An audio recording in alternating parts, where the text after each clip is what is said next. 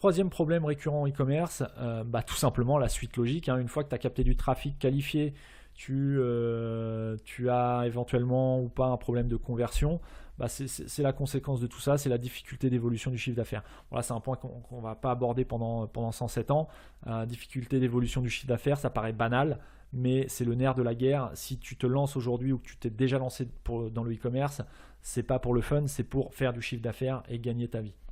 Donc les difficultés d'évolution du chiffre d'affaires, si tu stagnes ou si tu n'arrives tout simplement pas à décoller, c'est un problème que rencontrent tous les e-commerçants. Que tu fasses 1000 euros de chiffre d'affaires ou 1 million d'euros, celui qui fait 1000 euros voudra passer à 3000 euros, celui qui fait 1 million voudra passer à 3 millions. C'est logique, c'est le commerce. Tout cela en admettant que le marché s'y prête, évidemment. Donc pour ça, il y a plein de solutions aussi pour faire évoluer ton chiffre d'affaires. On reverra ça plus en détail dans d'autres épisodes.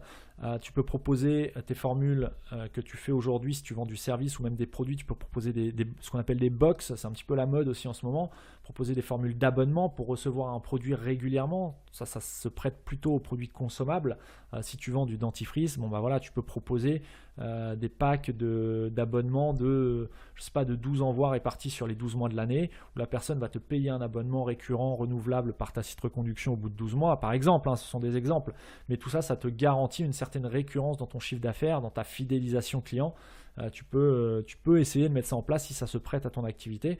Ensuite, tu peux aussi, ça c'est même quasiment indispensable, faire de la vente complémentaire, ce qu'on appelle de l'upsell. C'est-à-dire que tu vas vendre un produit complémentaire à un produit que ton client est en train d'acheter. Donc tu peux proposer, pour reprendre l'exemple de tout à l'heure, tu lui as vendu une superbe cocotte minute, tu peux lui proposer les accessoires qui vont parfaitement aller avec cette cocotte minute.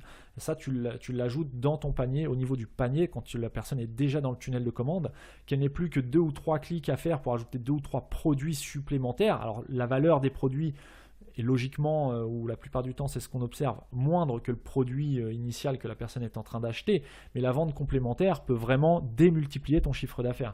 Imagine que tout simplement tu fais 100 ventes par mois, on va prendre des chiffres un petit peu de personnes qui débutent dans l'e-commerce. Si tu fais 100 ventes par mois à 10 euros chacune, ça te fait 1000 euros sur le mois. Donc là on est d'accord qu'on ne parle pas de gros business, on parle de se lancer dans le e-commerce, voir un petit peu comment ça fonctionne et se développer.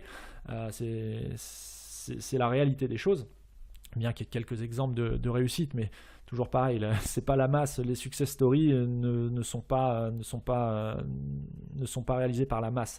Donc si tu vends par exemple, si tu réalises 100 ventes à 10 euros, tu vas faire 1000 euros de chiffre d'affaires. Si à chaque fois tu as rajouté un produit à ne serait-ce que 30 euros, ton chiffre d'affaires va mathématiquement se démultiplier.